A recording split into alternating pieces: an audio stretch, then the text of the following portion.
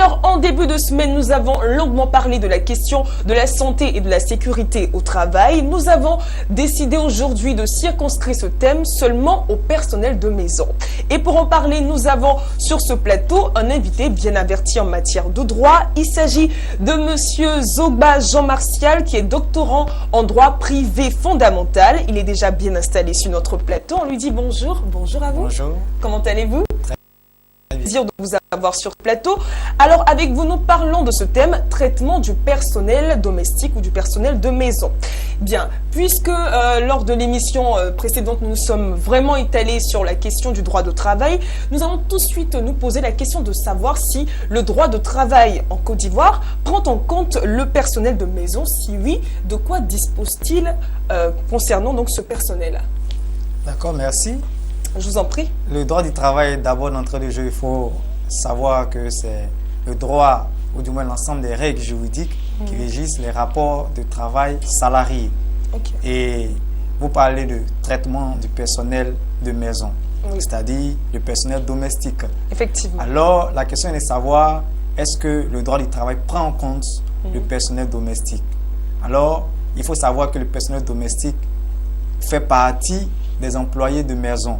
Et quand on parle d'employés de maison, on parle des personnes qui sont engagées dans une relation de travail. Donc, ce sont des salariés, des employeurs, bien entendu, de personnes qui ont à leur actif des maisons. N'est-ce pas? Et nous voulons dire que le Code du travail ne fait pas allusion de façon spécifique au personnel domestique, mais il existe des dispositions générales qui concernent le personnel de maison, notamment des dispositions sur la conclusion du contrat, sur des entreprises de recrutement du personnel de maison. Et il y a des dispositions qui concernent que le Code du travail, n'est-ce pas, je veux dire, prévoir bien entendu, pour le personnel de maison. Parlons justement de contrat de travail. S'agit-il de contrat écrit ou non écrit, verbal, comme on le dit? D'accord. Votre question est relative à, n'est-ce pas, à la forme du contrat de travail. Et la forme du contrat de travail dépend.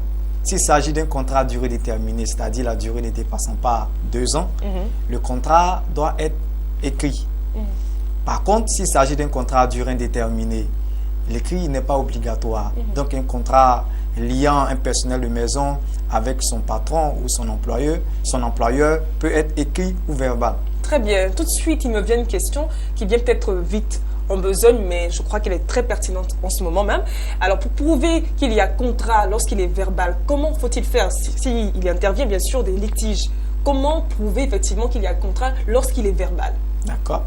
La question effectivement est pertinente, mais d'abord, il faut savoir que le contrat de travail est un contrat de nature civile et le Code civil prévoit des dispositions pour prouver. Et la preuve peut se faire par témoignage, bien entendu. Et ensuite, la preuve aussi peut se faire par le traitement que, bien entendu, l'employeur, c'est-à-dire le patron, a donné à ce personnel de maison-là. Je veux dire, à ce personnel domestique. Donc, le traitement qui lui a été donné. Et non seulement ce traitement-là, mais on peut faire aussi la preuve s'il existe, n'est-ce pas, une rémunération qui était allouée à ce salarié de maison-là. S'il y a eu une rémunération, cette rémunération a laissé trace. Dans un bulletin de salaire? Bien entendu, bon, c'est pas si qu'il existe. Hein. En tout cas, dans les ménages, c'est très rare de voir qu'un employé de maison soit payé et que cela soit inscrit dans un bulletin de salaire.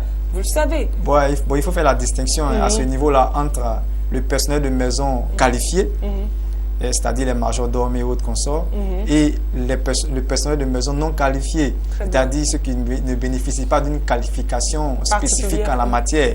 C'est différent, ou du moins ce personnel-là, bien entendu, dans la pratique, fait l'objet d'un traitement, il veut dire, qui est hors du commun, c'est-à-dire que les règles prévues par le contrat de travail notamment ne sont pas appliquées. Mais je pense que si c'est un personnel qui a une qualification requise, je crois qu'il peut avoir un bulletin de salaire. Très bien. Donc, finalement, j'ai le sentiment que la loi privilégie ces personnes qui sont passées par la formation au détriment de ceux qui n'ont pas eu la chance d'être formés en la matière. Bon, je ne pense pas que ce soit une question de privilège, mais c'est justement que la nature en elle-même fait des distinctions. Très bien. Sinon, la loi ne fait pas de distinction entre le personnel qualifié et le personnel non qualifié. Mais je crois que pour mieux protéger ce personnel non qualifié-là, il faut prendre des dispositions spécifiques de sorte que ces personnes-là, soit leur traitement, soit en tout cas mieux pris en compte, mieux vu. Très bien. Alors, en cas de non-respect des dispositions que vous avez citées tout à l'heure, que doit être l'attitude de l'employé? D'accord. Lorsque les dispositions concernant le code du travail ne sont pas respectées, alors il s'agit d'un litige individuel du travail. Très bien. Ce litige individuel du travail, depuis le nouveau code du travail, il y a une conciliation obligatoire qui doit être menée par l'inspecteur du travail de la circonscription. Donc l'inspecteur du travail doit être saisi par le salarié à l'effet de mener une conciliation entre les protagonistes. Si cette conciliation n'a pas abouti, alors le dossier sera transmis devant le tribunal du travail qui, lui, après une conciliation judiciaire, donnera une décision en ce sens. Très bien. En vous écoutant, j'ai le sentiment que seuls les intellectuels pourront donc faire les démarches que vous venez de citer. Parce que c'est vraiment judiciaire, c'est juridique. Je crois que la servante qui vient du village, elle aura du mal quand même à pratiquer ces choses. Bon, pas les intellectuels. Qu'on soit illettré ou lettré, je veux dire que le droit, c'est pour tout le monde. Oui. Donc, il faudrait un minimum d'informations vis-à-vis de ces derniers-là pour qu'elles soient informées de leurs droits et de la procédure à suivre. Très bien. Nous allons à présent nous intéresser à cette introduction de projet de loi par le gouvernement s'agissant donc du paiement du personnel de maison au SMIC, le SMIC qui est donc le salaire minimum interprofessionnel garanti, qui s'élève à présent à 60 000 francs ici en Côte d'Ivoire. Qu'en est-il? Est-ce que vous pensez que ce projet est applicable dans nos sociétés ivoiriennes, surtout que les employeurs se plaignent d'être mal payés? Comment pourraient-ils eux-mêmes bien payer donc leurs employés? Qu'est-ce que vous en dites, vous? Ok. Il faut dire que le décret de 2013 instituant ou du moins révalorisant le SMIC de 37 006 francs à 60 000 francs est une réalité depuis 2013 et cette réalité-là doit être appliquée par tous les employeurs, y compris ceux qui utilisent le personnel domestique. Donc il n'est pas question de faire une distinction. Et à la question de savoir est-ce que, compte tenu du fait que les employeurs et ceux qui utilisent le personnel de maison n'ont pas eux-mêmes le SMIC, est-ce qu'ils pourront eux-mêmes payer le SMIC? Oui. Je veux dire qu'il ne faut pas poser la question de cette manière-là. Quand on n'a pas les moyens, on ne prend pas un personnel de maison parce que tout le monde a un droit à un salaire et le salaire a des vertus ou le salaire a des qualités. Le salaire, d'abord, c'est vital et c'est avec le salaire que la femme, ou du moins le personnel de maison, pourra subvenir à ses besoins les plus vitaux. Notamment, elle pourra mettre ses enfants à l'école. Et si on veut regarder, il veut dire, au fait, à la paupérisation galopante, pour minimiser ce droit-là, je crois que ce serait fait tort à ce personnel de maison. Justement, est-ce que le tort ne viendrait pas du fait de l'augmentation du salaire? Puisque vous l'avez dit, si on n'a pas les moyens, il ne faut pas en prendre, il ne faut pas prendre donc de personnel de maison. Eh bien, plusieurs servantes, plusieurs jardiniers, techniciens de surface, comme on le dit, pourraient se retrouver à la rue puisque les employeurs se retrouveraient donc dans les capacités de les payer. Donc finalement, ça pose aussi ce problème. Le problème du chômage pour le personnel de maison. C'est vrai qu'il faut travailler. Mais il faut travailler dans de bonnes conditions. Il faut travailler pour avoir une rémunération. Il faut travailler pour avoir une rémunération qui pourra permettre de subvenir à ses besoins. Quand on constate dans, en tout cas, la vie sociale aujourd'hui, la cherté de la vie, il faut payer le loyer. C'est pas tout c'est pas tous les employés de maison qui vivent chez leur patron ou leur employeur. Il y en a d'autres qui louent eux-mêmes leur propre maison. Alors comment louer sa propre maison si on n'a pas le SMIC?